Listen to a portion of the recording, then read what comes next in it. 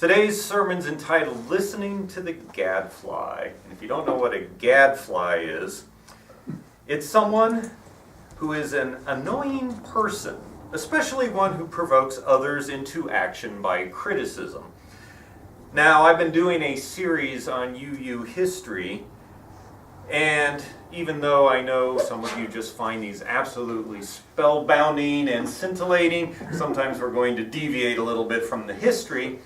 And what we're going to do today is look at some hopefully constructive criticism from within the Unitarian Universalism world. And when I'm finished, you can decide if anyone that I talk about today actually meets the criteria of a gadfly, if they really are annoying or not. But at least one of the people that I'll be referring to has often called himself a gadfly. So that being said, take everything that is said today in a spirit of that might have some validity, or I might disagree with it completely. And either approach is fine. But it's always good to look closely at the things you hold most dear, rather than just accepting them as a given truth.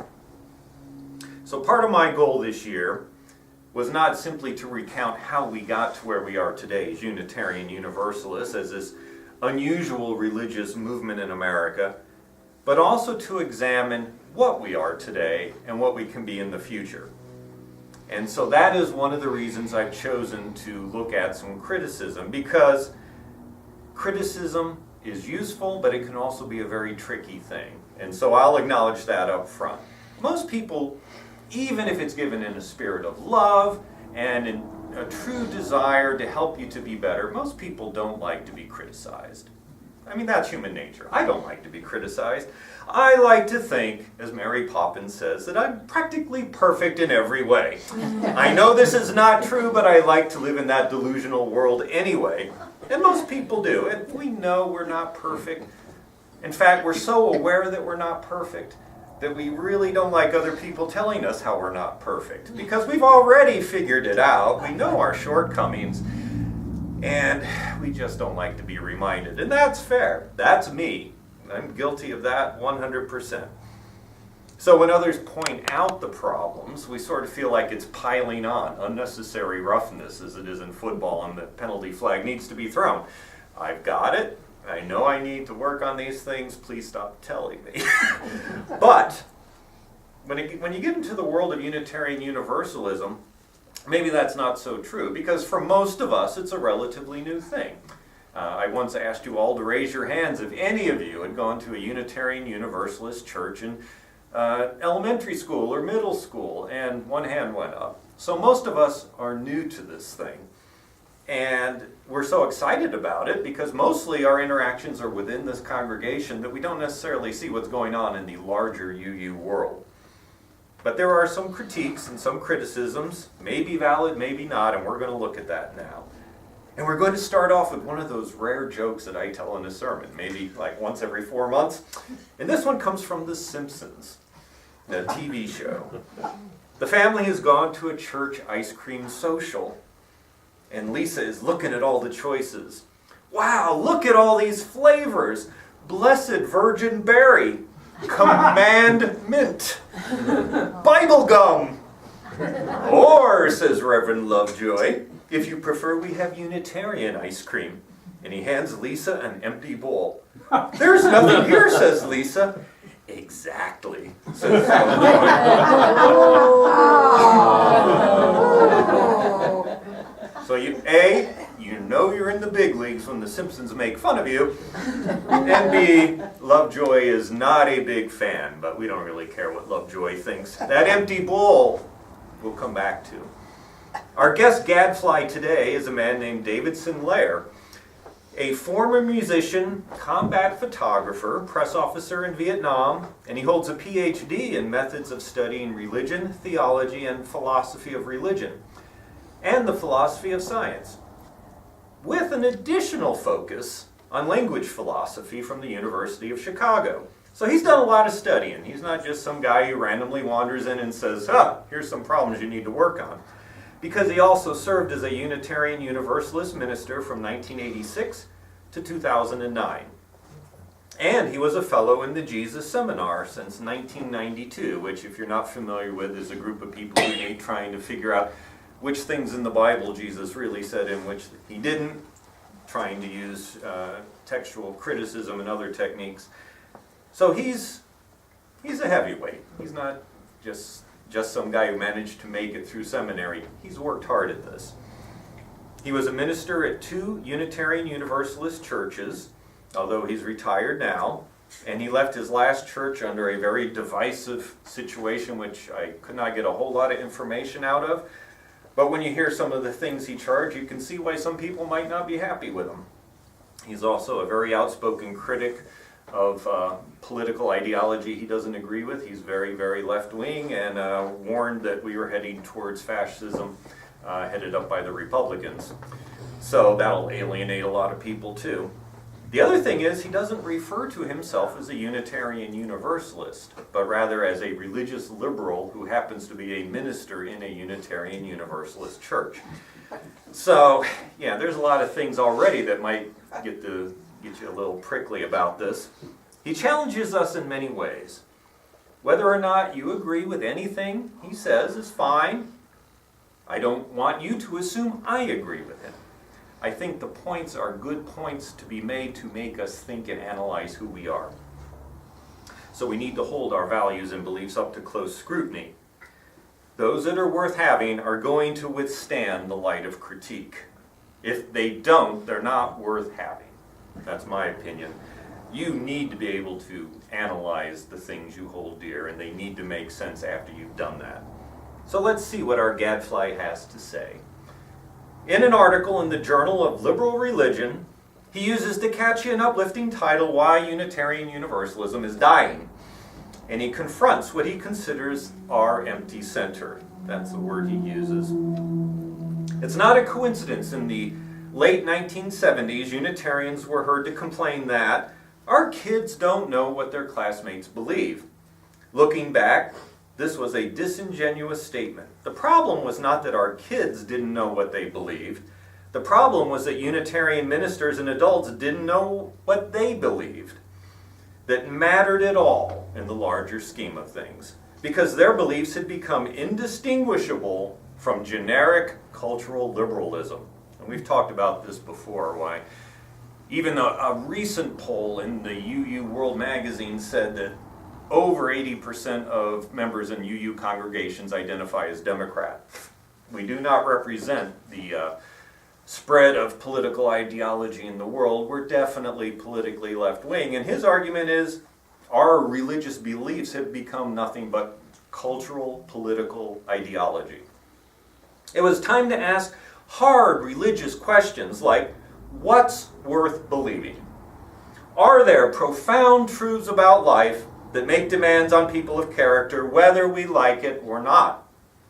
What beliefs can be used to fashion admirable people? And so on. In a sentence, the question was, are there deep and abiding truths capable of sustaining honest spiritual quest without supernatural underpinnings? These are good questions, the sort that we should and hopefully are asking ourselves on a regular basis. I think that's one of the purposes of this congregation, and indeed of Unitarian Universalism, at least it should be, to ask those hard questions. In another article I'm not going to talk about, he talks about salvation by character, that your religious beliefs, or if you don't want to use the term religious, your philosophical beliefs, your beliefs about how you should live, they should drive you to have outstanding character. And if they do not, they're not worth having. Well, I'm going to continue quoting him now. The lack of anything worth believing was a religious crisis, which should have called for a religious solution. The mid-20th century was a time for religious liberals to claim the tradition of liberal religion, which we talked about a couple months ago. A tradition that can be traced in broad strokes back 2,500 years and educate themselves to be its new voice. It was a time to be the legitimate heir to the form of liberal religion that their parents and grandparents had inherited, but none of this happened. Maybe the general narcissism of the times can be blamed in part, or maybe the fact that our beliefs were political rather than religious. and political beliefs are routinely taken with polls. So instead of asking religious questions about what was worth believing, what was necessary to believe, what beliefs might be best used to fashion people of good character, and so on, instead of this, the Unitarians simply took an extended poll. They asked a handful of churches, including the first church I served in, so he witnessed this. He asked them to hold discussion groups to discover what the people who attended there, and like going to discussion groups, happened to believe. What such a poll had to and did reveal were the generic cultural beliefs these people brought into church with them, the profile of social and political liberals. Now this is the part, if you aren't rankled yet, you're going to love the next paragraph. He does not like the 7 principles, and listen to what he says. The process produced the 7 principles, known in some circles as the 7 banalities or the 7 dwarfs, which soon became the de facto creed of a brand new religion called Unitarian Universalism, a religion that had never existed anywhere before and to which no one of any note in history had ever belonged. And his argument, and he's absolutely correct, and I've said this many times myself, the Unitarians from the early days of our country and the Universalists from the early days, very different than what we are today. We have evolved dramatically. And if you were to take someone like William Ellery Channing, considered the father of Unitarianism, and plopped him down here today and said, look at what we've become, he would be shocked and appalled. Because the early Unitarians and the early Universalists were liberal Christians. And they would have no room in their particular mindset to have a church that welcomed people from all religions or no religious belief. They just weren't there. So it is fair to say we sort of created a new religion. And because it was new, no one of any worth or value had belonged to it, because no one had belonged to it yet. All those ancient geniuses or religious leaders or whatever you want to call them, they belonged to something else that evolved into what we are today. So, trying to tone down a little bit, but he thinks that the 7 principles are simply basic common sense principles that political liberals would hold to, and indeed most people would hold to. And if you were to take our 7 principles out and lay them out to almost anyone in this country, whatever belief mindset they might have, they'd probably nod in agreement to most of them, if not all of them. So they're not dramatically different from what your general American citizen would believe. At least they would say that. How you interpret it, of course, would be different. So I dare say many of you might take umbrage with some of the things you've heard. And I must admit that I did on some of these. I don't hold the 7 principles up as a great religious revelation myself. I never have. They are excellent principles for how to operate congregations and how to interact with each other. But I don't consider them to be terribly radically different from other religious principles purported by all the world's religions, with some significant differences like the democratic process used in a congregation. So I don't get too bent out of shape when he says these sorts of things. But here's an example of why he doesn't like the principles, and he focuses on the first principle.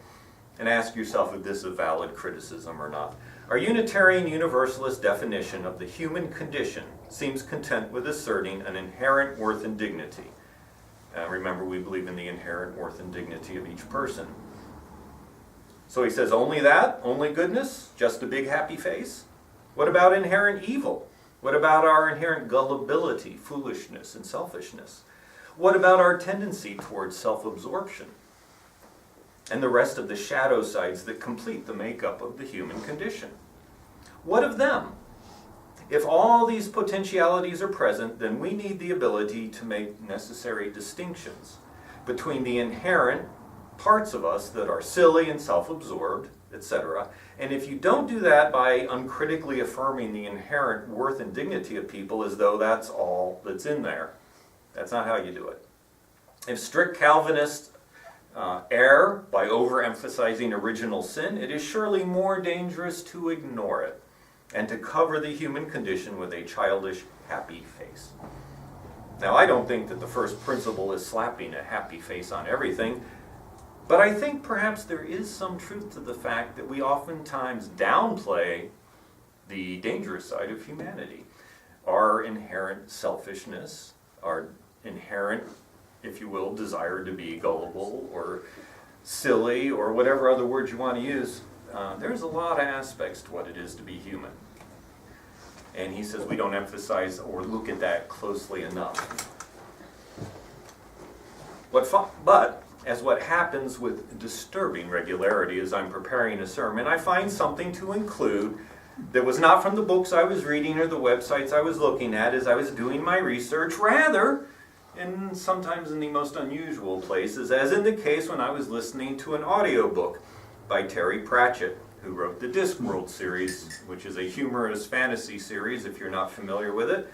This particular book was Unseen Academicals, which is about, if you can imagine, a world filled with wizards and all the different fantasy races, trying to codify rules for soccer. Yes, indeed. So what could I possibly have found in a book like that that would apply to the sermon today? Well, here we go, because I was a bit surprised too. In this series of books, the man who runs the main city of Ankh-Morpork is Lord Vetinari. He is a tyrant, but he's a tyrant who actually manages to hold the city together, because it is a crazy city, filled with wizards and orcs and trolls and goblins and all that sort of thing, and it's a mess. And somehow he makes it work. So as everyone says, he may be a tyrant, but he's a good tyrant, and at least things run right now. And whatever we might get instead would undoubtedly be worse.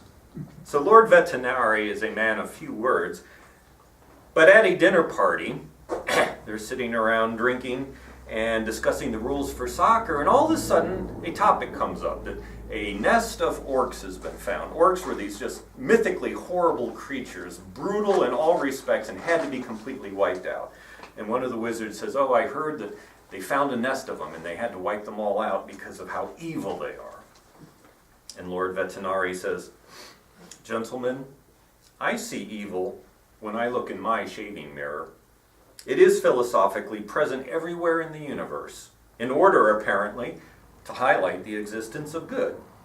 I think there's more to this theory, but I tend to burst out laughing at this point. I have told this to few people, gentlemen, and I suspect I never will again. One day when I was a young boy on holiday in the Uberwald, I was walking along the bank of the stream and I saw a mother otter with her cubs. A very endearing sight, I'm sure you will agree. And even as I watched, the mother otter dived into the water and came up with a plump salmon, which she subdued and dragged under the half-submerged log. As she ate it, while of course it was still alive, the body split, and I remember to this day the sweet pinkness of its roes, the fish eggs, as they spilled out, much to the delight of the baby otters who scrambled over themselves to feed on the delicacy. Mother and children, dining upon mother and children. And that's when I first learned about evil. It is built into the very nature of the universe. Every world spins in pain. If there is any kind of supreme being, I told myself, it is up to all of us to become his moral superior. Now you can argue that the natural cycles of life, which include endless killing, are neither good nor evil. They are simply the way nature operates. And from an evolutionary perspective, this is true. But don't lose sight of Lord Vetinari's point.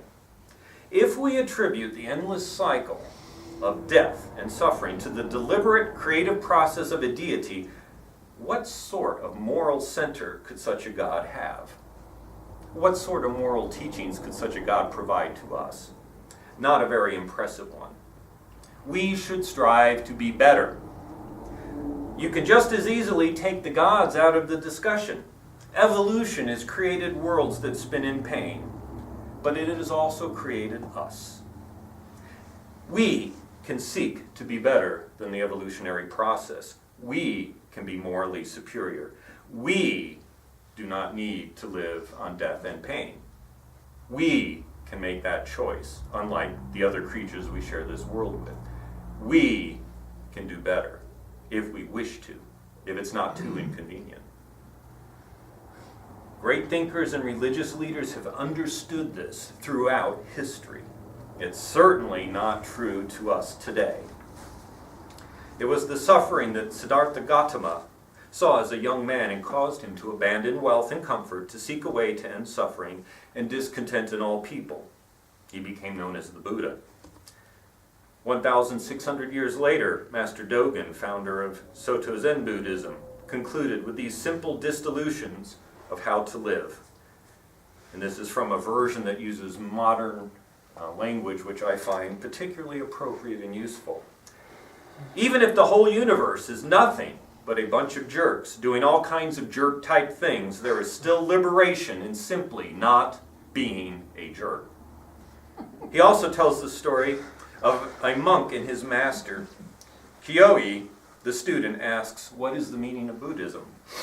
Doran, the teacher, says, "Don't be a jerk. Do the right thing." Kyoi says, "Even a 3-year-old could say that." Doran replies, "Yes, a 3-year-old could say that, but even an 80-year-old has trouble doing it." A Gentile came to Rabbi Hillel, saying that he would convert to Judaism if Hillel could teach him the whole Torah in the time that he could stand on one foot. Hillel converted him by saying, "That which is hateful to you, do not do to your neighbor.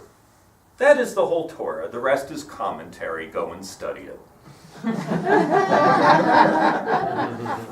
Even the Apostle Paul, whom we often vilify for being anti-woman and pretty much anti a lot of things that we stand for, says this: "The entire law," referring to the law of God, "the entire law is fulfilled in keeping this one command: love your neighbor as yourself." It goes on throughout religions and philosophies. How we should live is not a mystery. We know when we are being jerks, don't we? We do. We are well aware of it. We agonize over how to self-justify it, but we know when we're doing wrong, and we choose to do it anyway sometimes. We don't need great religious leaders and philosophers to help us figure that out. It's rather self-evident. Back to our guest Gadfly, David Sinclair does not call himself a Unitarian Universalist, but he acknowledges that he's more welcome in our religion than any other. It is here the self-described heretical preacher has found a home. That speaks volumes. What other religion would let you be the leader of a congregation while rejecting the very identity of that religion? Just the UUs as far as I can tell. Remember the joke about Unitarian ice cream? What was meant as an insult by Reverend Lovejoy was actually a profound truth. We do not fill the bowl for you with predetermined flavors. When Lisa looks at the empty bowl and says there's nothing there, she misses the point completely. The bowl is there. The emptiness is there. If you studied Buddhism, emptiness is a profound concept. It is not a silly concept to be mocked. You get to sample the flavors.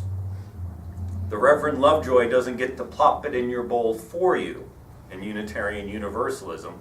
We acknowledge the entire spectrum of flavors out there throughout human history, be they religious or philosophical, whether you believe in God or not. All those are out there for you to sample with your empty bowl. It is not filled for you. So keep in mind these ultimate truths that are very simple to say and very hard to live. Don't be a jerk. Do the right thing. That which is hateful to you, do not do to your neighbor. Love your neighbor as yourself. Easy enough for a 3-year-old to say, hard enough for an 80-year-old to do. And those who are willing to struggle with this on a daily basis, for those to whom these things matter, I think Unitarian Universalist congregations offer a most welcoming home. We may not be a large religion. We may not make sense to the Reverend Lovejoys of the world. And gadflies can certainly point out a lot of problems that we have, because we are human, and we have them. And we have issues to work out. But all that being said, there is certainly nowhere that I would rather be, and I hope you feel the same way. And as always, thank you so much for giving up your time and coming and being with us here today.